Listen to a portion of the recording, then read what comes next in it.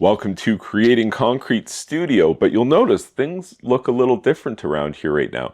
And that's because in addition to the Creating Concrete YouTube channel and the Swimming Pool Steve YouTube channel, I have another YouTube channel that I think you might be interested to know about.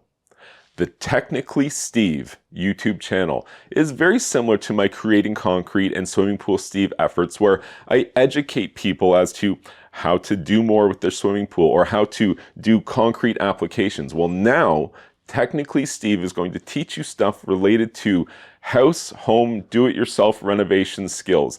You can learn everything from plumbing, electrical, concrete, masonry, tile, drywall, all that stuff. I'm going to be going over all of it on the Technically Steve YouTube channel. So if you are a follower of mine right now through Creating Concrete or through my Swimming Pool Steve YouTube channel, I think there's a good chance that you would enjoy subscribing to the Technically Steve channel. It will help me to get started and grow things. I would really appreciate actually if you went over and liked and subscribed to that channel, hit the notification bell so you can be made aware when I'm releasing new content through Technically Steve.